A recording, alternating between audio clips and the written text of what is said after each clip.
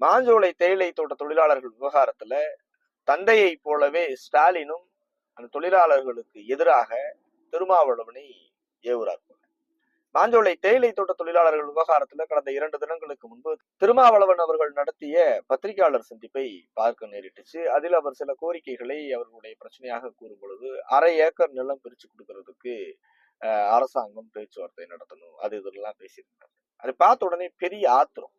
இதே போலதான் 1998ஆம் ஆண்டு மாஞ்சோலை தேயிலை தோட்ட தொழிலாளருடைய பல்வேறு வாழ்வுரிமை அடிப்படை பிரச்சனைகளை முன்வைத்து புதிய மனுஷனுடைய தலைவர் டாக்டர் ஐ அவர்கள் தலைமையில் பல்வேறு ஜனநாயக சக்திகள், பல்வேறு தொழிலாளர் அமைப்புகள், தொழிலாளர்களும் கூடி நடத்திய ஒரு போராட்டம். அந்த போராட்டத்தில் ஒரு 17 பேர் கொல்லப்பட்டாலும் கூட அந்த போராட்டத்தின் விளைவாக தான் இந்தியா முழுவதும் இருக்கக்கூடிய தேயிலை தோட்ட தொழிலாளருடைய வாழ்க்கையில் ஒரு வசந்தம் வீசப்பட்டு இருக்கிறது. அவருடைய விடுதலை உறுதி செய்யப்பட்டிருக்கிறது, அவருடைய வாழ்வாதாரம் உறுதி செய்யப்பட்டிருக்கு. ஆனால் அந்த போராட்டத்தில் இந்த நயவஞ்சகன் திருமாவளவனுடைய பொறுப்பாளராக இருந்த அன்றைய தேதியில் இருந்த சேவியர் அப்படிங்கிறவர் மூலமா அந்த போராட்டத்தில் குறிப்பிட்ட பறையர் சமூக மக்கள் மட்டும் கலந்துக்க கூடாதுன்னு அறிவுறுத்தப்பட்டுச்சு. அவர்கள் கலந்துக்கல. அதுவும் கூட திருவாளர் கருணாநிதி அவர்களுடைய கட்டளையின் பேர் தான் நடந்தது. எந்த தேதியிலும் மாஞ்சோலையை பொறுத்த மட்டும் அங்கு உள்ள மக்கள் மிக தெளிவாக தான் இருக்கிறாங்க. யார் போய் ஏமாத்தினாலும், யார் போய் அவர்களை மனசை மாத்தணும்னு நினைச்சாலும் அவர்கள் ரொம்ப உறுதியாக தான் இருக்கிறாங்க. இப்போது அண்மையில் கூட அறிவிக்கப்படாத திமுக மாவட்ட செயலாளர் போலவே நடந்துக்கக்கூடிய மாவட்ட கலெக்டர் அவர்களுடைய உத்தரவின் பேரில் மறுவாழ்வு முகாம்கள் அப்படிங்கிற பேர்ல சில நிகழ்ச்சிகள்லாம் ஒருங்கிணைச்சாங்க. அந்த மக்கள் புறக்கணிச்சிட்டாங்க. அவர்கள் நீதிமன்றத்தினுடைய வழிகாட்டுதலில், நீதிமன்றத்தினுடைய அறிவுரையின் பேர்ல அந்த நிர்வாகம் தற்போது பின்வாங்கி இருக்குது. புதிய மனுஷனுடைய போராட்டம் மீண்டும் விஸ்வரூபம் எடுக்கக்கூடிய அந்த நிலையில மக்கள் முழுவதுமாக புதிய மனுஷனுடைய குரலை ஏற்று நம்பிக்கையோடு பின்னால் நிக்கிறாங்க. வரக்கூடிய 22ஆம் தேதி மீண்டும் விசாரணைக்கு வர இருக்குது அந்த வழக்கு. இந்த சூழ்நிலையில இந்த மாதிரியான பிற்போக்குத்தனமான அடிமை சிந்தனைகளை மீண்டும் அந்த மக்கள் மனசுல விதைக்கக்கூடிய நடவடிக்கைகளை திருமாவளவன் நிறுத்தி கொள்ள வேண்டும். இது மிகப்பெரிய ஒரு தவறான நடவடிக்கை. உங்களால் நிச்சயமாக அந்த மக்களுடைய போராட்ட குணத்தை புரிந்து கொள்ள முடியாது, அந்த மக்களோடு நின்று போராட முடியாது உங்களால். அதற்கு நிறைய உதாரணங்கள் இருக்கு. மனித மலம் கலந்த குடிநீர் தொட்டி, இந்த பிரச்சனையை தீர்க்க முடியாத உங்களால் மாஞ்சோலை பிரச்சனையை எப்படி தீர்க்க முடியும்? முதலில் அதை புரிஞ்சு கொள்ள முடியுமா?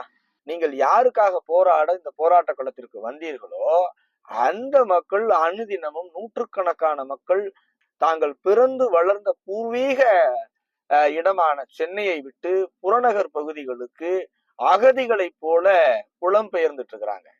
அதை தீர்க்க உங்களால் முடியாது. சரி, அதற்கு மிக தீவிரமாக குரல் எழுப்பக்கூடிய ரஞ்சித் போன்றவர்களையும் கூட ஆதரிக்காமல் அவர்களை மிரட்டுவது, போராட தயாராக இருக்கக்கூடிய அந்த மக்களுக்கு சோறாக்கி போட்டு அவர்களுடைய போராட்ட குணத்தை மழுங்கடித்து அரசாங்கம் ஏதாவது கொடுத்தா அதை வாங்கிக்கிட்டு போய் அமைதியா ஏதாவது இடத்துல போய் இருங்க அப்படின்னு சொல்லக்கூடிய உங்களால் பிறந்த இடத்திலேயே வாழ்ந்த இடத்திலேயே அங்கேயே வாழணும்னு நினைக்கக்கூடிய மக்களுடைய உணர்வுகளை எப்படி புரிஞ்சுக்க முடியும்?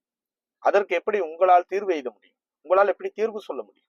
இதுவரை நீங்கள் இந்த மாதிரி ஏதாவது ஒரு வாழ்வாதார பிரச்சனைக்காக போராடி எந்த இடத்தில் மக்கள் வாழ முடியாத சூழல் நிலவி அந்த இடத்தில் வாழ வேண்டும் என்று அந்த மக்கள் போராடினார்களோ அவர்களோடு நின்று போராடி ஒரு இடத்திலாவது அவர்கள் அந்த இடத்திலேயே குடியேற்றிய அல்லது குடியமர்த்திய அந்த இடத்திலேயே வாழ்வதற்கான சூழலை ஏற்படுத்திய ஒரு விஷயத்தை அந்த மாதிரி முடித்து வைத்தது உண்டா? விக்கிரவாண்டியில் பிரச்சனைனா விருதுநகர்ல போராடுறது, சேலத்துல பிரச்சனைனா செங்கல்பட்டுல போராடுறது.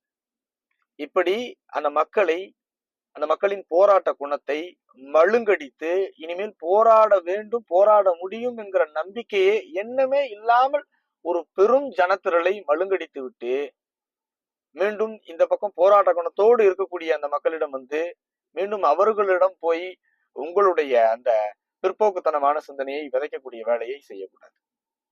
அது என்ன 1/2 ஏக்கர்? 1/2 ஏக்கர்ல என்ன விவசாயம் செஞ்சிட முடியும்? அங்கு தேயிலை தோட்டங்களுக்காகத்தான் அந்த காடுகள் திருத்தி தோட்டங்களாக மாற்றப்பட்டிருக்கு. அங்கு தேயிலை தோட்டமாகத்தான் இருக்கு. அவர்கள் தேயிலை தோட்ட தொழிலாளர்களாகத்தான் இருக்கிறார்கள். குத்தகை முடிந்திருப்பது அந்த நிர்வாகத்திற்கு. அந்த நிர்வாகம் வெளியேற வேண்டும். அந்த நிர்வாகத்திடமிருந்து இந்த மக்களுக்கு வந்து சேர வேண்டிய, நியாயமாக அவர்கள் கொடுக்க வேண்டிய ஆதாரங்களை இவர்களுக்கு கொடுத்துடணும். அவ்வளவுதான். கொடுத்துட்டு அந்த நிர்வாகம் வெளியேறிவிட வேண்டும். அங்க இருக்கக்கூடிய மக்கள் அங்குதான் இருப்பார்கள். அவர்களுடைய ஊர்.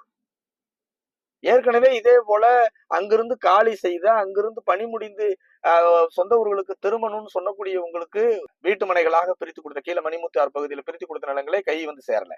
மீண்டும் 1/2 ஏக்கர். அது என்ன கோரிக்கை? முதல்ல விவசாயிகளுக்கு 1/2 ஏக்கரை வாங்கி என்ன செஞ்சிட முடியும்? ஏதோ பரவாயில்ல, வழக்கமா 1/2 சென்ட் 1/4 சென்ட் 1/2 கிரவுண்டு 1/4 கிரவுண்டு, பாவம் அவங்க எங்கேயாவது பொழைச்சிட்டு போகணும்னு பேசக்கூடிய வாய் ஏதோ இன்னைக்கு 1/2 ஏக்கர்னு பேச வந்திருக்கு. ஆனால் விவசாயிகளுக்கு 1/2 ஏக்கர் நிலம் போதாது.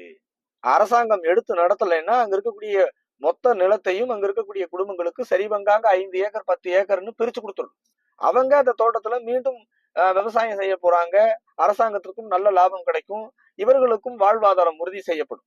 அப்படியான நிலைப்பாட்டில், அப்படியான முடிவிற்கு அந்த மக்கள் வந்து அந்த இடத்தில் அவர்கள் உறுதியாக இருக்கிறாங்க. 1/2 ஏக்கர்னு சொல்லி அந்த மக்கள்கிட்ட போய் காம்பன்சேஷன், 1/2 ஏக்கர் காம்பன்சேஷன் அப்படிங்கிற பேசக்கூடிய அந்த குரலே தப்பு, அந்த முடிவே தப்பு.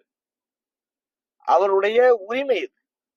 அவர்கள் வாழும் இடத்திலேயே வாழ்வதும், அவர்கள் வாழ்ந்து உழைத்த நிலத்தை அவர்கள் பயன்படும்படியாக மாற்றி தருவதும் பெற்றுத் தருவதும் தான் சரியா இருக்க முடியும். அதையெல்லாம் புரிஞ்சுக்கணும்னா உங்களுக்கு ஒரு யுகம் ஆகும்.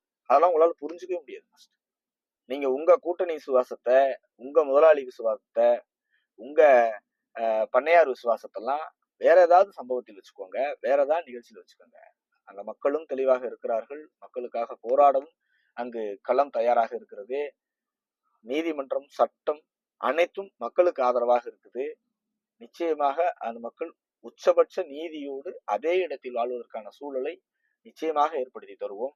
அந்த இடத்தில் போய் குறுக்குச்சால் ஊட்டி அந்த இடத்துல வந்து குழப்பம் விளைவிக்கிறதுக்காக, அந்த போராட்டத்தை திசை திருப்புறதற்காக, அந்த பிரச்சனையின் தன்மையை வடிவத்தை திசை திருப்புறதுக்காக தயவு செய்து அங்கு நீங்கள் மட்டுமல்ல, உங்கள் சிந்தனையில் இருக்கக்கூடிய யாரும் அங்கு வர வேண்டாம். அது அந்த மக்களுக்கு உதவியாக இருக்காது.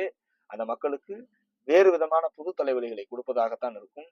அந்த மக்களின் குரல் என்னவோ, அந்த மக்களின் கோரிக்கை என்னவோ, அதை உங்களால் புரிந்து கொள்ள முடியாதுங்கிறது தான் நிஜம். உங்களுடைய சிந்தனைக்கும், உங்களுடைய சித்தாந்தத்திற்கும், உங்களுடைய பிற்போக்குத்தனத்திற்கும் போராட்டக்காரர்களின் மத்தியில் இடம் இருக்காது, வேலை இருக்காது. அவர்கள் போராடி அவர்களுடைய வாழ்வாதாரத்தை உறுதி செய்ய உடன் நிற்க வேண்டியவர்களோடு உறுதியாக நிற்கிறார்கள்.